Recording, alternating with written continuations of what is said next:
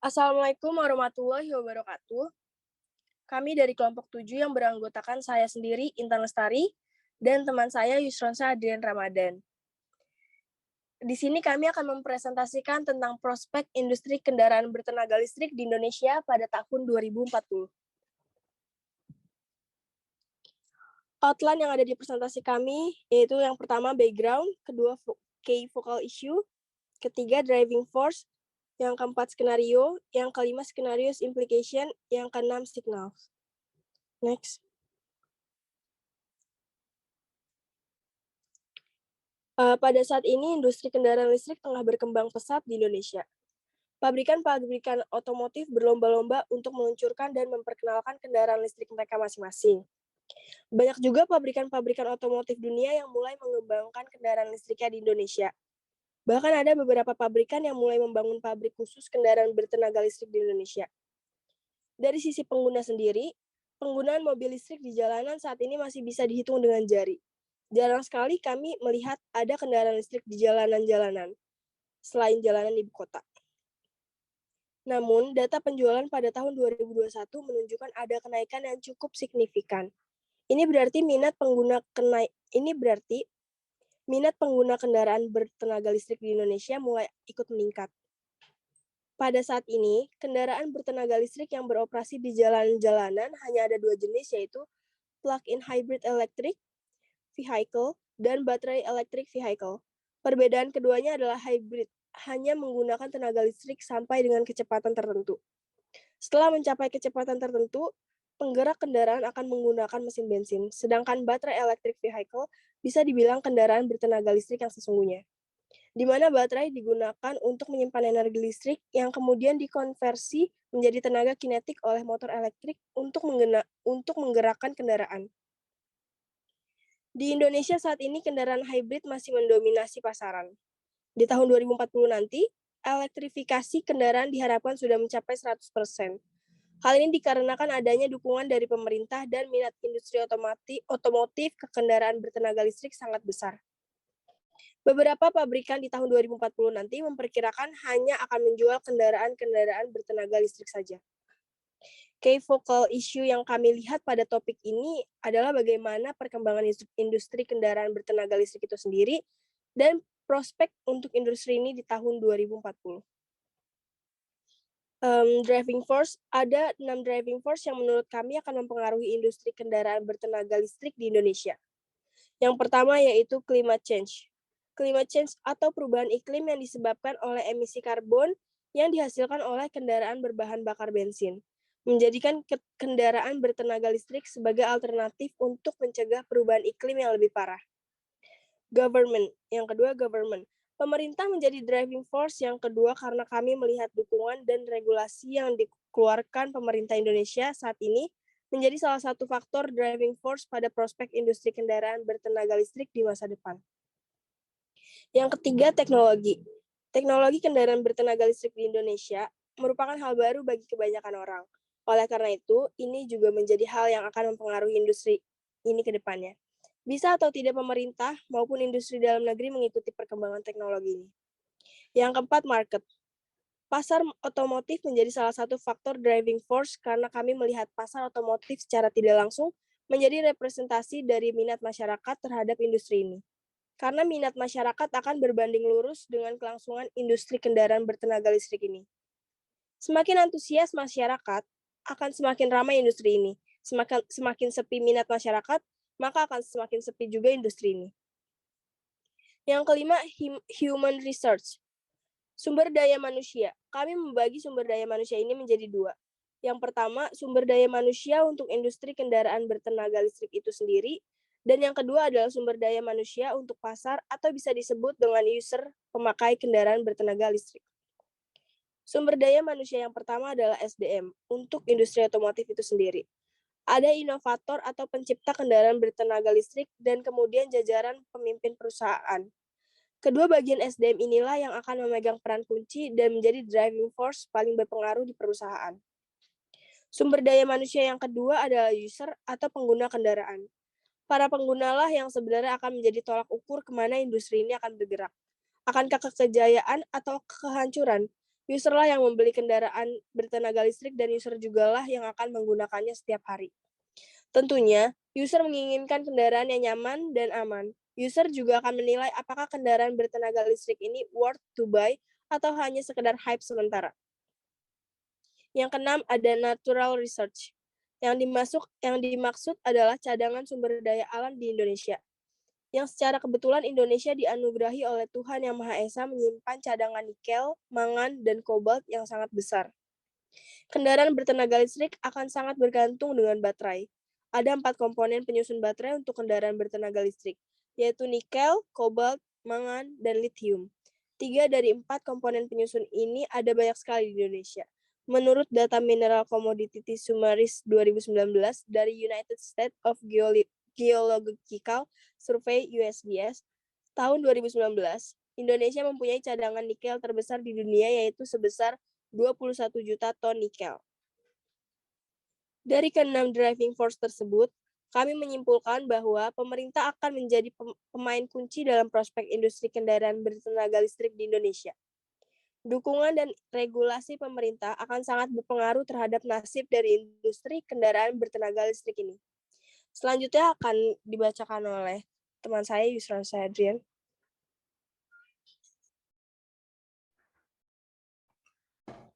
Selanjutnya untuk skenario, dengan melihat driving force sebelumnya, kami bisa mengatakan bahwa key drivers adalah faktor lingkungan serta ekonomi.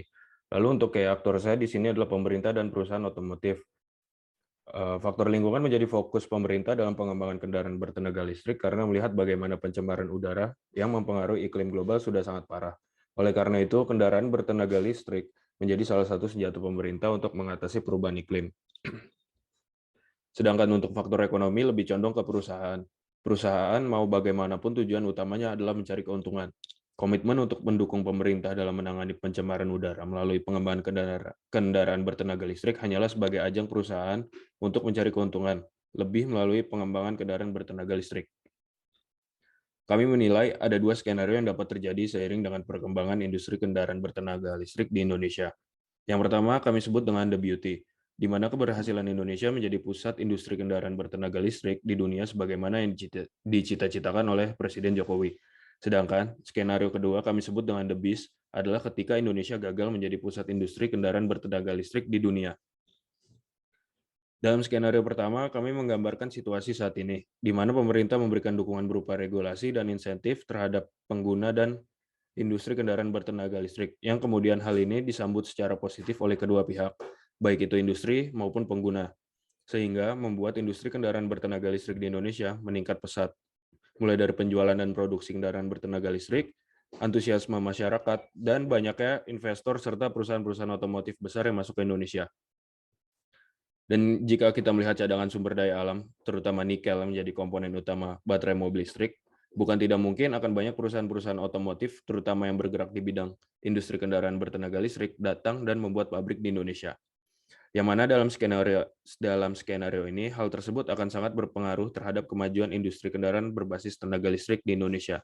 Sehingga prospek industri kendaraan bertenaga listrik ini pada tahun 2040 akan sangat cerah dan juga cita-cita Presiden Jokowi untuk mewujudkan Indonesia sebagai pusat industri kendaraan bertenaga listrik di dunia tercapai. Dan juga efek pencemaran lingkungan tentunya akan menurun, terutama pencemaran udara. Dalam skenario ini, pemerintah mempunyai peranan penting. Dalam perannya sebagai regulator, pemerintah memastikan peraturan-peraturan yang tidak memberatkan pelaku industri kendaraan bertenaga listrik di Indonesia, sehingga membuat pelaku industri dengan nyaman mengembangkan industrinya di Indonesia. Skenario yang kedua adalah ketika dukungan pemerintah berhenti sampai di situ saja. Tidak ada tindakan lebih lanjut atau perkembangan lebih lanjut mengenai industri kendaraan bertenaga listrik ini.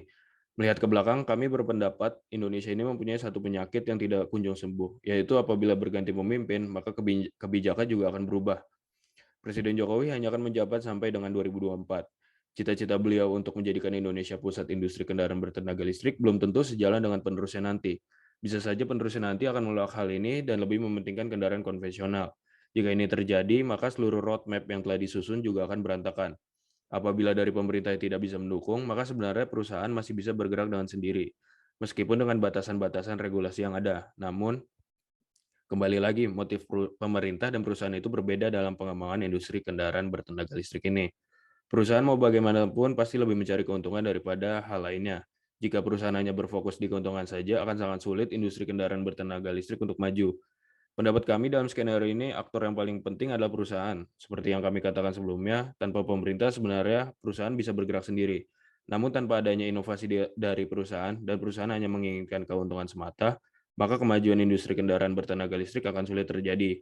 Sehingga membuat cita-cita Presiden Jokowi untuk menjadikan Indonesia pusat industri kendaraan listrik di dunia tidak tercapai.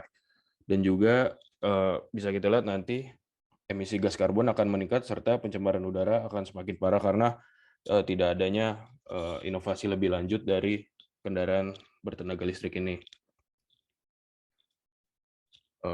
Skenario implication and strategy. Untuk skenario pertama, the beauty, skenario ini menjadi harapan dan keinginan semua pihak, baik itu pemerintah, perusahaan, dan pengguna.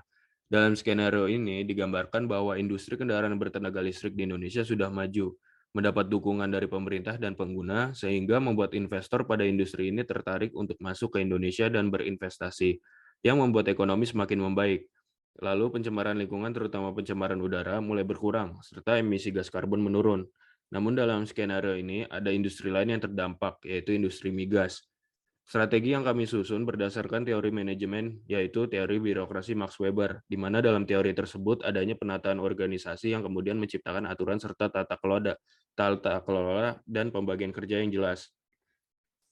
Dalam menghadapi implikasi skenario pertama ini, pemerintah sebagai regulator haruslah membuat aturan yang tidak memberatkan industri kendaraan bertenaga listrik maupun industri migas. Industri migas bisa mengalihkan resource-nya untuk yang tadinya mencari dan mengembangkan bahan bakar minyak menjadi berfokus kepada energi-energi yang lebih ramah lingkungan. Industri migas juga bisa mengalihkan cadangan bahan bakar minyaknya untuk industri-industri lain yang memerlukan bahan bakar minyak, sehingga industri migas tetap mendapatkan keuntungan dari penjualan BBM. Kebijakan pemerintah yang telah menentukan akan berfokus pada kendaraan bertenaga listrik menjadi peringatan dini bagi industri migas bahwa kedepannya industri migas akan kesulitan menjual bahan bakar minyak, karena akan sulit untuk menjualnya kembali apabila kendaraan bertenaga listrik sudah beroperasi penuh di Indonesia. Industri migas juga bisa mengalihkan fokus mereka untuk menjual bahan bakar minyak ke industri aviasi dan pelayaran, karena kedua industri inilah yang akan sangat sulit untuk berubah ke tenaga listrik sehingga masih membutuhkan suplai bahan bakar minyak sampai dengan waktu yang belum ditentukan. Skenario kedua yaitu the beast, implikasinya adalah pada kelangsungan industri kendaraan bertenaga listrik di Indonesia itu sendiri, di mana bergantinya pemimpin akan membuat kebijakan berganti juga. Lalu jika kita lihat baru-baru ini hanya ada beberapa pabrikan besar saja yang mau untuk terjun ke kendaraan bertenaga listrik. Apabila di tahun 2024 nanti presiden baru tidak memberikan dukungan kepada industri ini, bisa jadi pabrikan-pabrikan yang tadinya ingin masuk ke dalam industri kendaraan bertenaga listrik di Indonesia malah mengurungkan niatnya untuk masuk ke dalam industri ini, yang menjadikan hanya sedikit pabrikan yang beroperasi dalam industri ini. Jika sedikit sekali pabrikan otomotif yang berkecimpung di dalam industri ini, maka masyarakat sebagai pengguna tidak mempunyai banyak pilihan, dan cenderung akan terjadi minim inovasi pada sektor kendaraan bertenaga listrik ini, yang pada akhirnya di skenario kedua ini Indonesia gagal menjadi pusat industri kendaraan bertenaga listrik di dunia. Dampaknya adalah kepada lingkungan dan ekonomi, di mana penggunaan dan pengembangan kendaraan bertenaga listrik tidak menjadi prioritas, sehingga membuat pencemaran udara dan emisi gas karbon terus meningkat dan semakin parah. Lalu ketidakjelasan dukungan pemerintah yang membuat investor enggan masuk ke Indonesia akan mempengaruhi ekonomi Indonesia. Strategi untuk hal ini, kami menggunakan teori intelijen untuk mengatasi implikasi dari skenario kedua ini. Intelijen merupakan ilmu untuk mengumpulkan dan menganalisa data. Tugas intelijen adalah menggagalkan hingga meniadakan ancaman terhadap negara melalui pengamatan dan bersifat sistematis terhadap potensi-potensi yang bisa menimbulkan ancaman dalam bentuk peringatan dini. Dengan begitu, karena ancaman yang ada belum terlihat nyata pada skenario kedua ini, maka dengan teknik intelijen untuk mengantisipasi hal yang tidak diinginkan di masa depan, dalam skenario kedua ini, pergantian pemimpin membuat kebijakan juga berganti. Ini merupakan ancaman bagi keberlangsungan industri kendaraan bertenaga listrik di Indonesia. Oleh karena itu, walaupun ancamannya belum terlihat dengan jelas, strategi yang tepat adalah mempatenkan roadmap yang telah ada. Dengan membuat roadmap tersebut tidak bisa diubah begitu saja. Mengingat Indonesia merupakan negara demokrasi di mana ada pembagian kekuasaan yaitu trias politika, sehingga keputusan presiden bisa dipertanyakan dan disanggah oleh legislatif. Dengan adanya roadmap yang tidak bisa diubah tersebut, Mau tidak mau, suka tidak suka, pemerintah selanjutnya harus mengikuti roadmap pengembangan teknologi industri kendaraan bertenaga listrik, sehingga membuat dampak atau implikasi dari skenario kedua ini tidak begitu besar. Lalu monitoring signal, kami melihat beberapa signal yang sudah ada di Indonesia saat ini, yaitu yang pertama banyak produsen otomotif akan membangun pabrik dan mengembangkan kendaraan listriknya masing-masing di Indonesia. Yang kedua, pernyataan Presiden Jokowi yang menginginkan Indonesia menjadi pusat industri teknologi kendaraan bertenaga listrik. Yang ketiga, meningkatnya penjualan kendaraan bertenaga listrik. Keempat, pengembangan kendaraan bertenaga listrik oleh beberapa kampus ternama. Dan yang kelima, pemberian insentif kepada pengguna dan perusahaan. Dengan melihat data dan fakta-fakta tersebut, kondisi terkini industri kendaraan bertenaga listrik di Indonesia akan menuju ke lingkup skenario yang pertama. Dengan begitu, prospek industri kendaraan listrik di Indonesia pada tahun 2040 akan sangat jelas dan cerah selama kebijakan yang dibuat oleh pemerintah mendukung industri ini dan sejalan dengan roadmap yang telah dibangun oleh pemerintah itu sendiri. Sekian, terima kasih. Sekian dari kelompok kami, kelompok 7. Kurang lebihnya mohon dimaafkan. Terima kasih. Assalamualaikum warahmatullahi wabarakatuh.